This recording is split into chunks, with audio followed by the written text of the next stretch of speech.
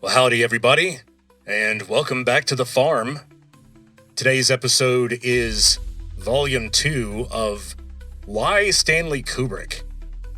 In the last episode on Stanley Kubrick, we covered Dr. Strangelove, or How I Learned to Stop Worrying and Loved the Bomb. And then we covered 2001, A Space Odyssey. He had done films before then, but with those two films, he stepped well outside of the norms of the studio system that had ruled everything up until the very late 60s. So with the critical success of both Dr. Strangelove and 2001, Stanley Kubrick was in an enviable and unusual position of being sort of an old master, a guy who had started in the 50s, a guy who had experience with the old classic Hollywood studio system. And then when the studio system started to fall apart with movies like Easy Rider and other low-budget movies that make a huge cultural impact, Kubrick wanted to sort of cement his place in this new world of film. And so instead of another giant, expensive spectacular, like he did with 2001, he was smart enough to know that that era was sort of over, and he was committed to making a very low-budget, small-scale movie that would show that he could do a simple story with a low budget. Once again, to cement his place in the new environment where budgets were a big thing. Studios were not selling tickets like they used to, and so they were really clamping down on the money. Now, I'm sort of overstating Kubrick's love for the new kind of cinema, because going into A Clockwork Orange, his plan was that he would make this low-budget movie. It would make some money because it didn't have to sell that many tickets to make money. And it would just be this nice little movie, and then he could go on to make another big, expensive, old-fashioned movie, which is, at this point at least, still where his heart seemed to be. Because he had this dream of making a movie about the life of Napoleon, which Ridley Scott attempted recently with Joaquin Phoenix. But in typical Kubrick style, he had been researching this film for years and had been investigating old methods of making costumes, and investigating ways to shoot the film in a way that wouldn't look like typical Hollywood. And, as some of you may know, the Napoleon movie never materialized. And in large part for the reasons you might guess. It was just too expensive. And Kubrick had to scale down his story to one that, instead of massive infantry and cavalry and naval battles, his movie Barry Lyndon had a couple of small battles and lots of duels, which didn't require you to pay thousands of dollars per hour on extras. So note that A Clockwork Orange came out in 1971.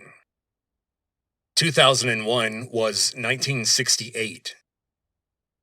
So Kubrick was filming A Clockwork Orange less than 3 years after 2001. Kubrick worked quickly because he was apparently a huge fan of the author of the novel A Clockwork Orange, and that writer was a British writer named Anthony Burgess. Kubrick loved A Clockwork Orange so much that he paid Anthony Burgess quite a hefty sum of money to write a treatment or a novella about Napoleon's life that would help Kubrick realize his film about Napoleon. But apparently, it didn't help. When Kubrick read it, he simply wrote a letter to Anthony Burgess stating that it was not very helpful toward this goal.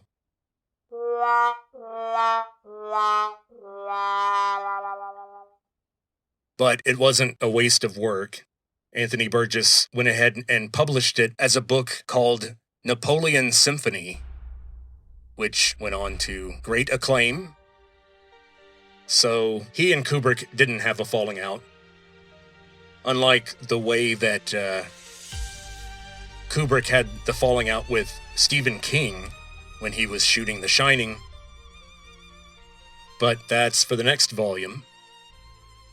And so, like I said, the making of 2001 was extremely slow and extremely stressful, and it involved a lot of fights with the studio and cost overruns. And so Kubrick wanted to sort of maybe repair his reputation a bit and quickly shoot a small budget movie. In fact, he was committed to making the movie on just $2 million. That would be closer to $20 million now, but still, a $20 million movie now would be considered cheap. And even in 1971, $2 million was a tiny budget. And the producer of the film actually thought it was a typo when he first saw the budget. And so, the fact that Kubrick had different career goals for A Clockwork Orange, the fact that it was based on a novel that he loved, and he didn't sort of co-write it along the way while he made it, the way he did with 2001, with Arthur C. Clarke. And he didn't take a novel that originally was dramatic, like the novel that Dr. Strangelove is based on. It was originally a very serious story exploring how accidental nuclear war could actually happen. But Kubrick took it, kept most of the facts, made some of the characters exaggerated, and turned it into a comedy. But for the first time, Kubrick was determined to be as faithful to the book as possible and still maintain that small budget and only make adjustments that you have to make in order to convert a literary work into a film work. And so the result is what Steven Spielberg called the first punk rock movie. And it has a lot to do with the fact that it's about youth culture in the near future, a dark and dangerous future where young people are not supervised and there are gangs that just go around and rob and rape people all night. And the government is very weak and everyone's broke, except for a small group of elites. The justice system is perverse and mostly just tortures people. So in other words, it's a very realistic film. It's a lot like the future we might be headed for. And so the other thing we'll say about the two films that we're talking about today is that they're considered Kubrick's British films because they were based on books that were written by British authors. They were both shot in Britain. And during the production of these movies in the early 70s, Kubrick began to spend more and more time in England. And by the time he was shooting The Shining or Full Metal Jacket, he had been living exclusively in Great Britain for years. And we'll talk about the effect that had on The Shining, because famously, The Shining was supposed to be set in Colorado, but some of it was still shot on a soundstage at great expense. But we'll talk about that later. Now, let's talk more in detail about A Clockwork Orange, one of the most beautifully photographed and well-made films of all time. Also, one of the most disturbing movies of all time. And we'll lay out the basic plot here. Once again, sorry for spoilers, but this is not a movie made by M. Night Shyamalan. The story is not the most critical part of what it's trying to say, and while there are a couple of twists and turns, they are mostly, I guess, allegorical. The story is kind of this strange Baroque comedy, even though it's about a psychopathic murderer and rapist. Well, one thing that A Clockwork Orange has in common with 2001 is that both stories generally fall into three segments, where in 2001 you had the dawn of man.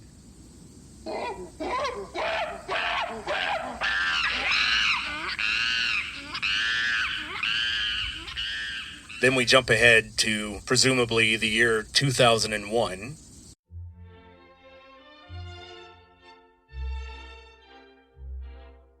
And then, after the incident on the moon, we jump ahead 18 months to the Jupiter mission, where Dave Bowman has to deal with Hal before his transfiguration into the Star Child. Well, in A Clockwork Orange, there are three parts. They are much more closely associated than the segments of 2001. We don't change characters or jump ahead more than, well, there is one gap that covers multiple years, but we kind of traverse that with a montage, so I wouldn't consider it as extreme as 2001.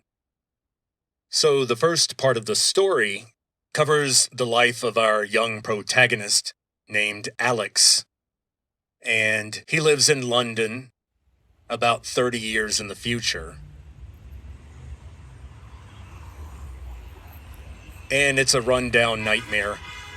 Supposedly, some sort of nominally socialist government took over at one point, and it was heavily influenced by Soviet communism. And of course, that's less realistic now. There's definite communists in the world, but no Soviet Union. And the Russian influence was apparently especially heavy in Anthony Burgess's fake historical timeline here. And this socialist government has clearly devolved into some kind of ugly totalitarian regime where there's no real family life. And we see that young Alex is living a crazy life even as a teenager. In the book, he's supposed to be 16, but as we'll talk about shortly, the actor that Kubrick wanted did not exactly look 17, but they just sort of went with it. So, Alex commits a terrible crime, and he's caught. And so the second part of the film involves him going to prison.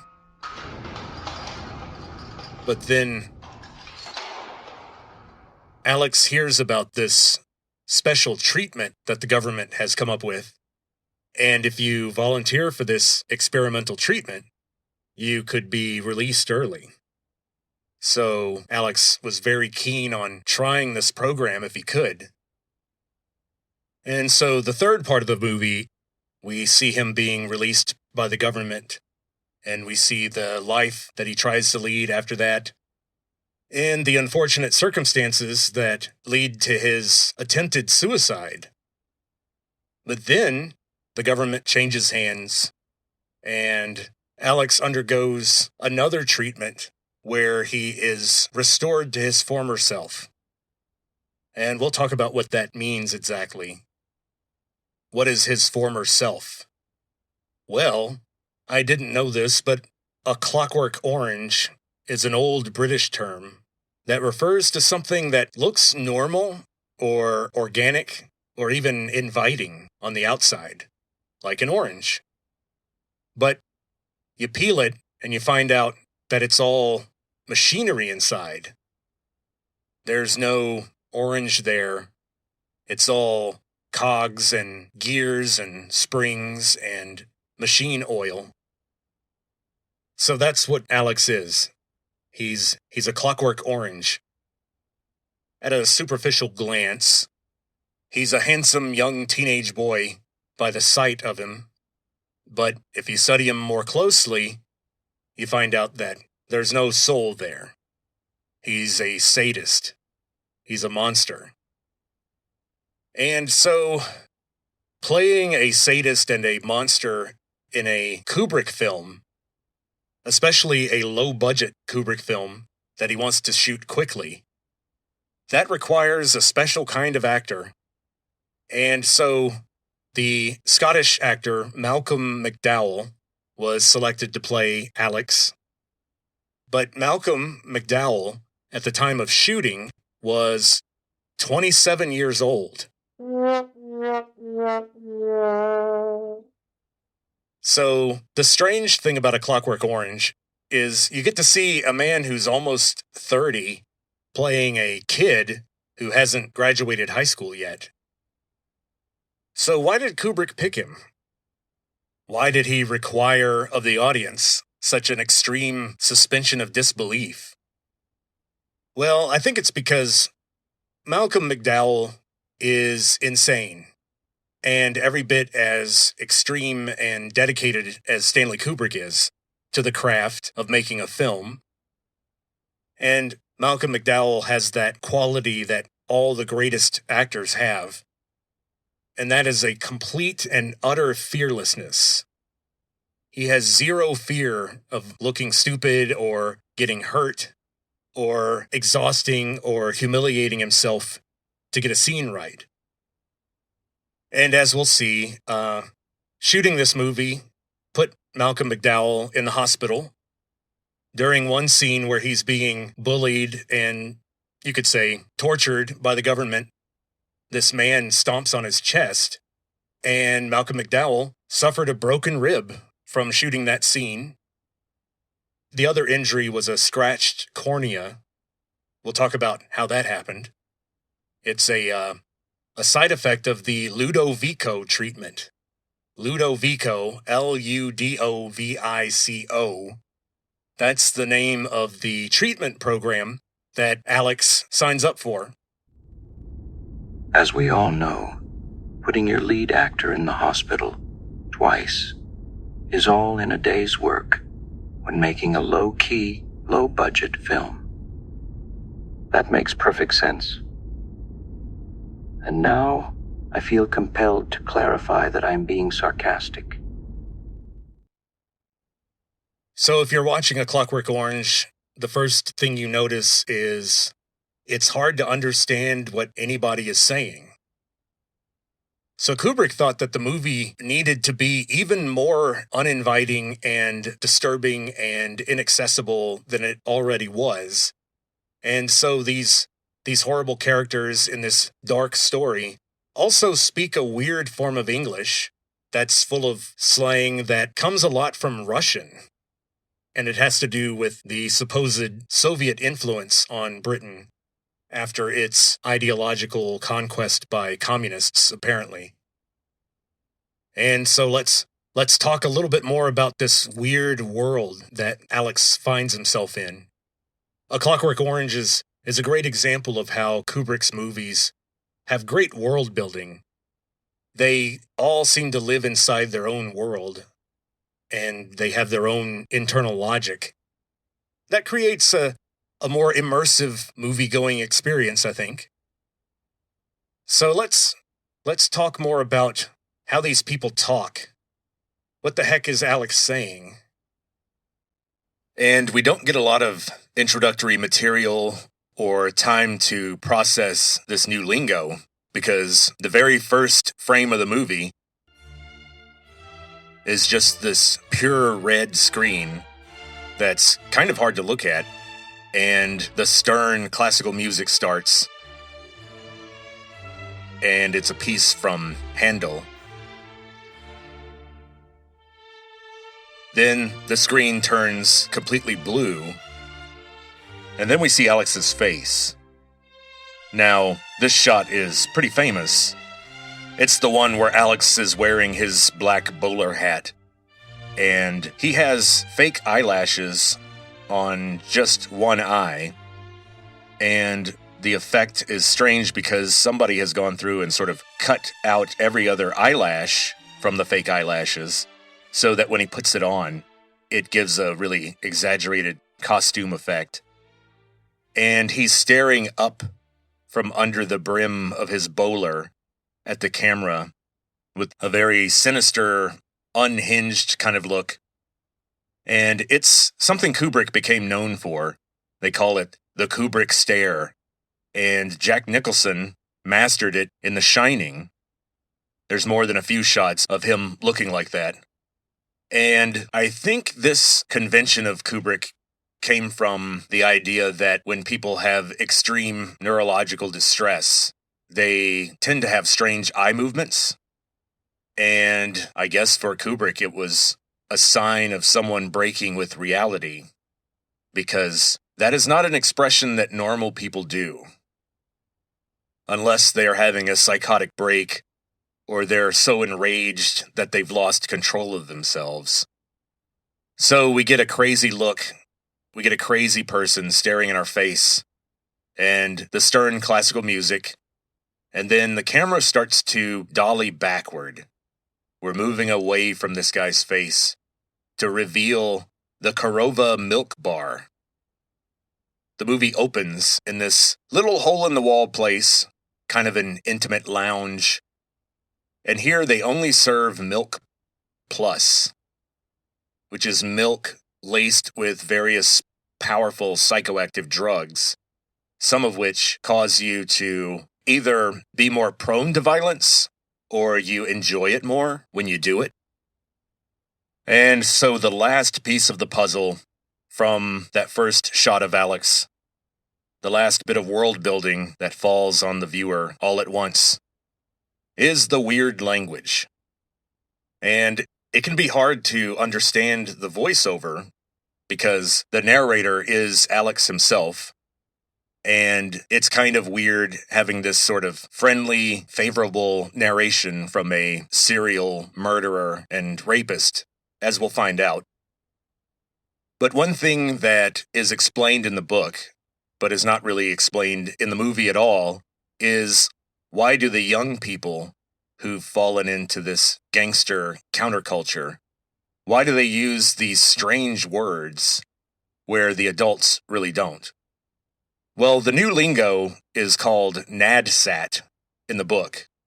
And I think it's one thing that Kubrick loved about the movie, is that it was a very thoughtfully realized and plausible near future for our culture.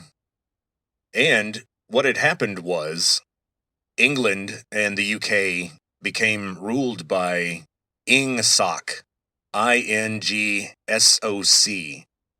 which was the short word for English socialism. And yes, it was still spelled ING. But English socialism was heavily influenced by the Soviet Union and materials written in Russian. And so it's sort of a Russified English. It's English with lots of Russian words and a little bit of strange word order thrown in there to show the influence of Russian on this new kind of English that's forming on the streets of London. And for example, I in Russian, EYE, is glaz, or something like that. I do not claim to know any Russian. But that got cutified into slang English as glazzy. We'll hear Alex say something like, "I couldn't believe me glazzies." And then the word for good in Russian is something like horosho. And the vowel ending, if I'm not mistaken, changes depending on how the word's used, because Russian is a heavily inflected language, kind of like Latin or Greek. One reason it's regarded as one of the most difficult of the European languages. And so this horosho Russian word got cutified into English slang as horror show, just like a horror movie, HORROR. So that adds an even more sinister quality to the dialogue, because when Alex says something is good, he says that it's horror show. For example, they stole this really expensive sports car, and he said when they got it up going really fast on these old country roads, He said the engine was purring real horror show, meaning he liked the way it sounded. Then there's the insults.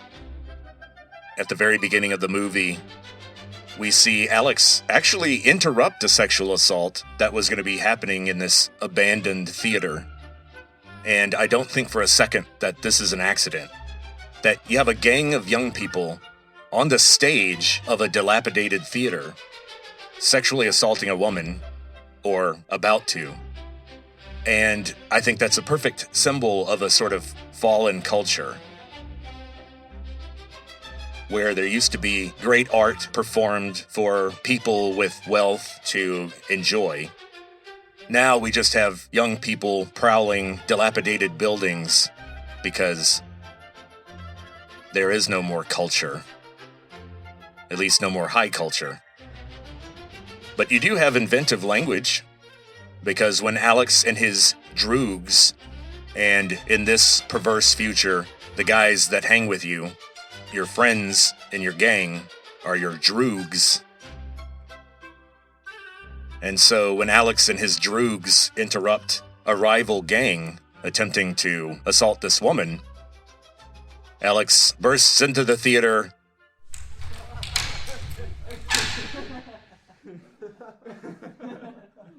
and challenges their leader to a fight. And Alex calls the guy a globby bottle of stinking chip oil. And he tells the guy, "Come and get one in the yarbles, if you have any yarbles, you eunuch jelly thou." So you have to kind of figure out from context that yarbles must be testicles, and that's why the eunuch jelly insult makes sense later. But there's something more than just the lingo going on here. It's not just that we're hearing strange words. The viewer immediately starts to feel that something is off with this movie, and the people talk like cartoons. There's a level of unrealism about it. But this world is so fully realized and self-contained and internally logical that you don't have much of a problem suspending disbelief and going with it, because you think to yourself, well, these are the kind of atomistic robots that people would turn into in the near future if we have no more shared culture, other than the shared culture that gangs have among their droogs. And so we have this very serious movie about some very serious things, but the people act like cartoon characters. And it's kind of shocking or surprising after 2001, where the people were all cold and stodgy. They were all politicians or scientists or these disciplined robotic astronauts. But here in A Clockwork Orange, everyone is sort of a slave to their emotions or their ambitions. And even the adults have childlike qualities. And this is why a lot of people say that A Clockwork Orange is actually a comedy. But it's hard to see that because it's only funny to Alex, or people like him. It's a comedic odyssey, or let's say a wacky comedy adventure, told from the point of view of a rapist, murdering sadist, and almost his pride in how he went into the belly of the beast. In other words, the prison and brainwashing torture program of the Ingsoc government. And somehow he came out smiling at the end and doing what he loved.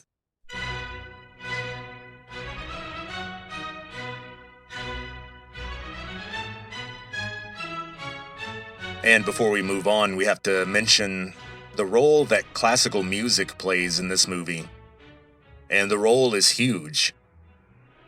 I wonder if that's one reason Kubrick wanted to turn this novel into a movie. Because in the novel, Alex is a deeply devoted fan of Ludwig van Beethoven. Beethoven's Ninth Symphony, or parts of it, play throughout the whole movie. Even during the scenes of horrible violence, or even torture, which creates a very strange vibe. Because he uses the classical music as kind of a relic of the old civilization, when people had a shared culture and worked together, and were concerned about the upbringing of the youth. But not anymore. And so Alex's love of classical music is kind of a weird thing, regarded as almost part of his bad character. And so the movie right away presents us with this bizarre world where it's hard to understand what people are saying, and everyone acts like a cartoon character. And although the first thing we see is Alex breaking up a sexual assault and thoroughly beating the guys that were involved in that, the very next thing we see him do, along with his droogs, is taunt and attack and beat up an old man, an old alcoholic man who was homeless, who was sitting and singing under a bridge. And Alex did not like his singing. And so we see that Alex has this lifestyle where he never goes to school, and his parents don't seem to care. In fact, his mother tells his father at one point that she thinks that when he goes out at night, that he's helping people in the neighborhood, however he might be needed. So that's how out of touch his parents are, while Alex has a drawer under his bed full of cash and watches and jewelry that he's stolen from people, either alive or dead. And so a lot of you may be thinking at this point, especially people who haven't seen A Clockwork Orange, they might be thinking, Vincent, this movie sounds awful. Why would anyone want to watch this, let alone make it? This really does sound like an awful film. Well, I think the movie makes people extremely uncomfortable because it's a little too similar to a future that we may not be able to escape, culturally, politically, or socially. But you have to imagine all these terrible things being photographed in an extremely beautiful way, with really inventive, memorable, some might say iconic production and costume design. And then there's the music and great editing that makes the fights look almost choreographed, but still realistic somehow. It's almost like Kubrick wanted to make the violence visually appealing because that helps to put us in Alex's shoes. We see the world through Alex's eyes, where a good, solid beating is a good thing. And so I won't go into any more detail, but just know that Alex is eventually caught by the police, even though he should have been caught years earlier. But we see that the truancy officer of the school kind of has a crush on Alex, I guess. And instead of making sure that he's going to school, he just sort of checks in on Alex and taunts him. And one day, while Alex is in his tighty-whities only, the truancy officer follows Alex into his bedroom, where at one point he does end up fondling him briefly by sort of grabbing his crotch while he's trying to make a point about the importance of Alex keeping his grades up and staying out of trouble. And this is what passes for comedy in this movie. And so, after Alex is caught, the truancy officer is the first person to visit him in prison. And the truancy officer explains to him that his victim, who was in critical condition, has now died in the hospital. Alex is now going to be charged with murder. And so, the truancy officer finally gives up on Alex and spits in his face. It's not a little bit either. And it's gross. And that's not the only thing that Malcolm McDowell had to do while he was in this prison portion of the movie. Kubrick wanted to make sure we understood what prison really means. And maybe he was starting to try to see how much he could get the audience to come back over to Alex's side once we see how terrible he's treated by the government. Didn't work for me. I think Alex deserved everything he got, and I have no sympathy. In fact, there's something a little satisfying about seeing Alex being so thoroughly mistreated. Not in terms of the torture later on, but let's just say that the chief security officer at the prison, the chief guard, loves to show new inmates, especially new smart-ass kids like Alex, exactly who's in charge now. And he tends to walk with almost a goose step, and whenever he stops walking to stand at attention in front of another officer or a superior, he clicks his boots together really loudly, just like a Nazi officer. And this guy is a cartoon character among cartoon characters. He yells and screams, and he does not call any inmates by their names. Alex DeLarge is now known only as 655321. So, the first order of business is to have 655321 stripped down and receive a body cavity search. And so, if you're watching the movie, at this point you're thinking, oh, okay, they're going to cut. They're going to move on to the next thing that poor Alex has to do in prison.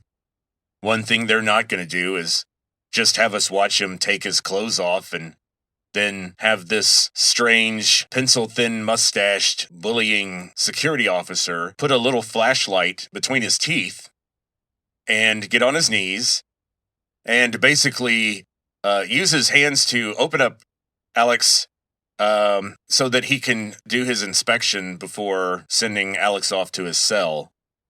And they don't cut it. And so 655321 is processed like any other guest of the government. And during Alex's first few years in prison, we see that he mostly keeps to himself. He doesn't start a new gang or join an old gang. In fact, he becomes very friendly with the Anglican minister who runs a church program, a ministry program in the prison. And Alex begins to come to the chapel to help clean it up and prepare for services. And he spends a lot of time reading the Bible from cover to cover. And we see that Alex actually does enjoy reading the Bible. But Alex, in his voiceover, explains to us that his favorite parts of the Bible are all the rape and torture and murder and vengeance and genocide that you see in the Bible.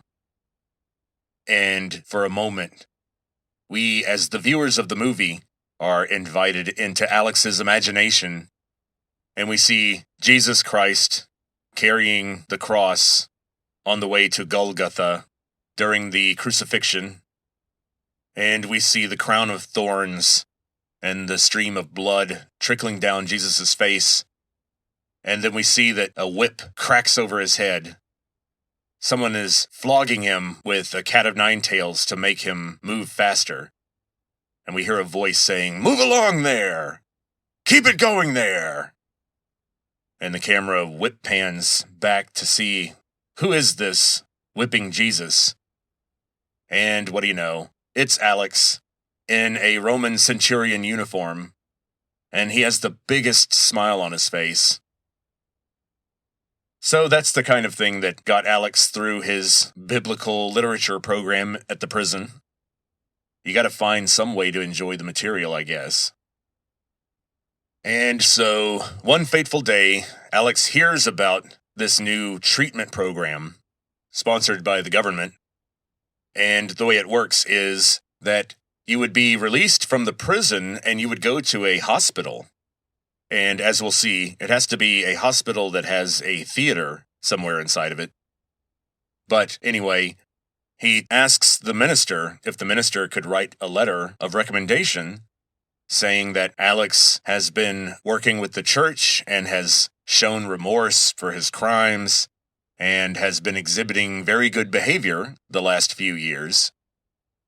The minister is reluctant, though. He says that Alex would do better finishing out his sentence and continuing his work in the ministry so that he could continue it when he leaves prison. He would still be a relatively young man when he was released from prison. He'd be about 31 if he finished his entire sentence. And the minister frowns on this Ludovico treatment. And he says that it robs people of their free will. And that morality is about choice. That being a good person is about choosing those actions. Not having your brain scrambled so that you can only do what's allowed. But Alex is very persistent and somewhat convincing, and the minister recommends Alex for the program. And so we move into the treatment phase of the film, and we see Alex being marched into the hospital and reluctantly released and handed over by the bullying chief security officer, who will not see Alex again until after the treatment is over. Then we see Alex in his hospital room, in a hospital gown, in a bed, in a fairly cozy room. Then the physician's assistant comes in, and she's this stern older woman, sort of the scary nurse archetype. And she has a little steel cart, and there's a few vials and some preparation to do some injections. And Alex starts to get a little nervous, and he asks the nurse, "So what's this treatment gonna be like? What are we gonna do?" And we see the physician's assistant purse her lips as though she's gonna be concealing information, or at least not giving all of the full picture. And she tells him, "Oh, we're just gonna show you some films." Meanwhile, the camera locks onto the label on one of these little vials, and it says CRM 114. Serum 114. They never explain what the CRM stands for, so people have just called it Serum 114 for short. And so we find out that these injections are designed to produce a deep feeling of dread, fear, nausea, and helplessness. And it just makes you want to curl up in a fetal position and close your eyes and escape. But unfortunately, when Alex is injected with this, he can't escape. What they do is they take him to that theater, and they put him in a special chair right in front of the screen. And his body is locked into place, and his head is locked where it can't move away from the screen. They really, really want Alex to see this screen and not be able to look away from it. And so, of course, a normal person at that point could still close their eyes or look away, but they didn't want that. So they have these little brackets that they put in his eyes, and they're metal, and they kind of clip to his top and bottom eyelids. And you can sort of widen the aperture to make the metal clamps basically hold his eyelids open. He's got his eyes bugged open like that. The screen is so close he can't really look away to not see what's on the screen. And then there's another physician's assistant who sits next to him in that theater, and his only job is to, at certain intervals, take an eyedropper and drop some artificial tears onto Alex's eyes so that his eyes wouldn't dry out because he can't blink thanks to the metal clamps.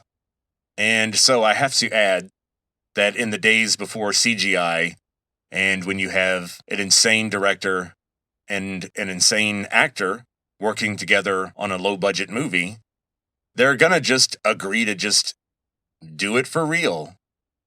So I don't even know where you get these kind of eye clamps.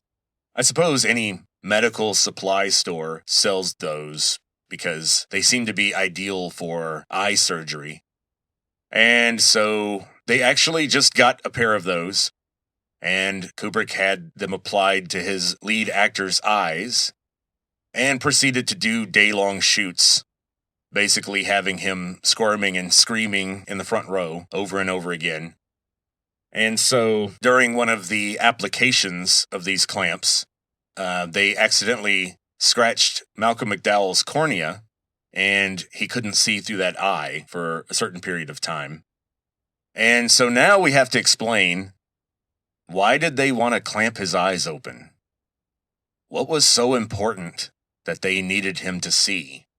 Well, they made him watch these horrific graphic videos of violence and sexual assault and torture.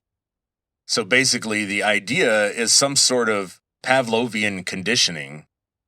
The idea is that slowly but surely, in the deep primitive parts of Alex's brain, the neurons will begin to rewire, I guess, so that Alex's brain begins to associate violence and, in particular, sexual aggression and any feelings of sadism. And so the idea is that Alex would become incapable of these actions or even of these thoughts without becoming violently ill and collapsing into a helpless state. And so, in the next volume, we're going to resume Alex's story, and we'll talk about the third and final portion of the film that shows us some of the sad and unexpected consequences of Alex's treatment.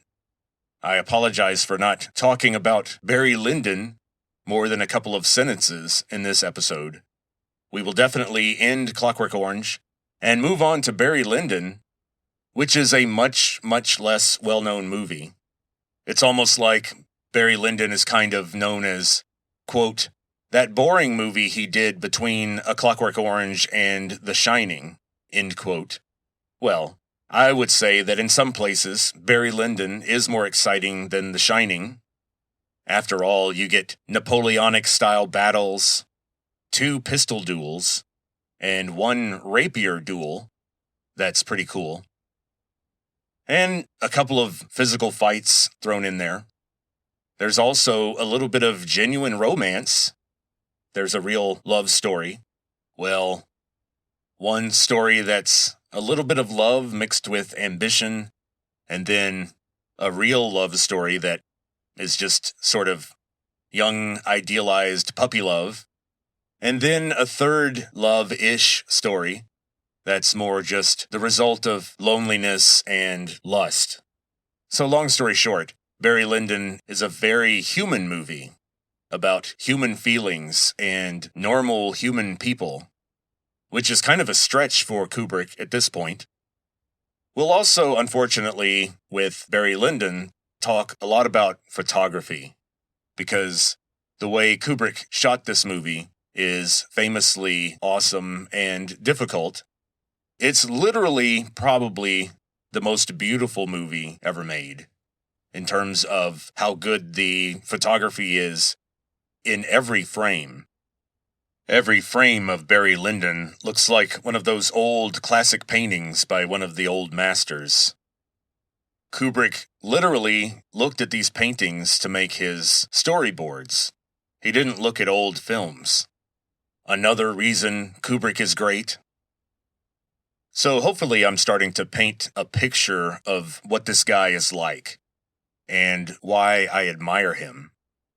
It's the fact that he's willing to go all the way. When he makes a movie, he leaves it all on the field.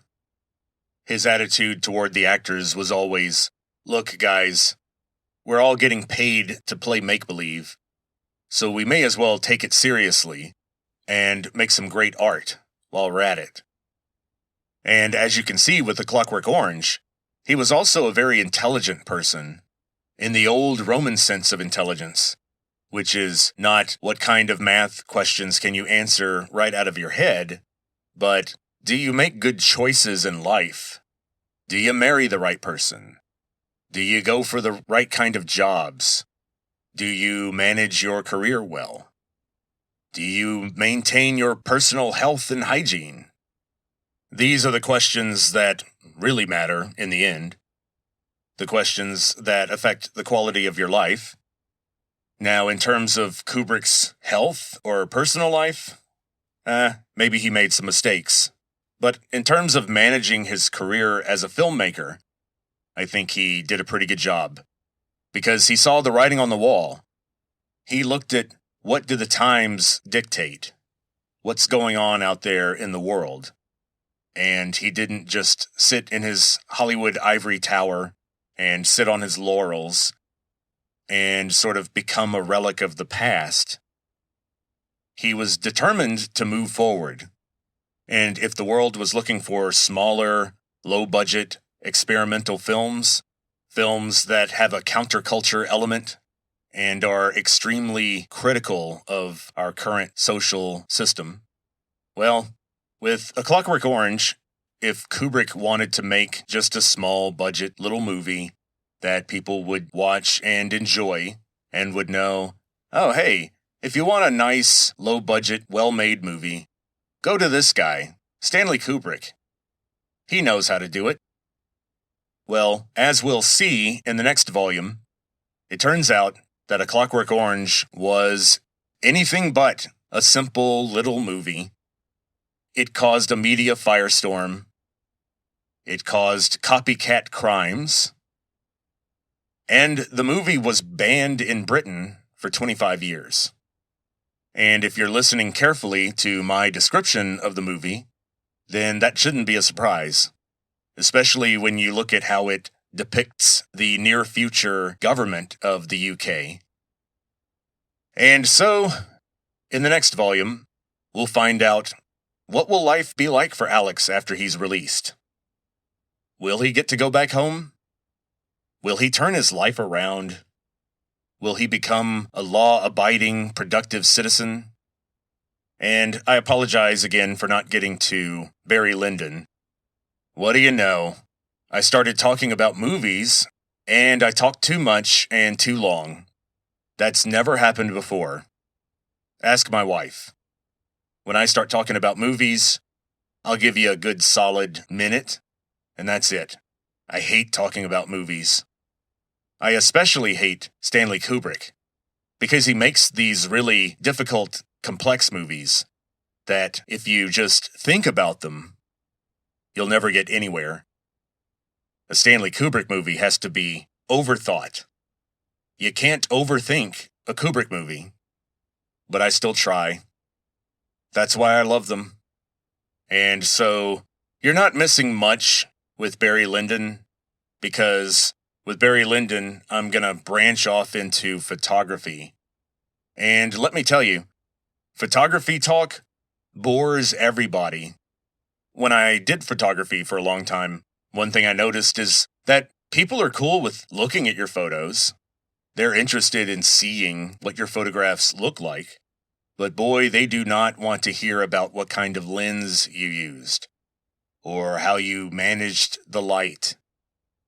Nobody cares. But anyway, the result is the most beautiful movie ever photographed. But I'll have to repeat, Barry Lyndon is not the most entertaining movie ever made. Of course, I regard that as an imperfection, because films are supposed to be engaging from the first frame to the last. If you want to think about what I consider a perfect movie, I think Goodfellas by Martin Scorsese is a perfect movie, from the first frame to the last. It has a flowing rhythm that doesn't stop. The acting is amazing. The story has a lot of complexity. But we're not talking about fun movies. We're not talking about beauty and goodness and loving kindness. Nope. We're talking about Stanley Kubrick. This cold, unflinching eye on the universe. But I think that kind of dry judgment, that kind of ruthless criticism of our society, of human nature, is necessary. It can't all be puppies and rainbows. And so in the next volume, we'll cover the end of A Clockwork Orange and Barry Lyndon, and I suspect that I'll finish talking about Barry Lyndon because I will control myself when it comes to the photography talk. And that'll give us some time to start laying the groundwork for our discussion of The Shining. And so more on that in the next volume. And so, until then, talk to you later.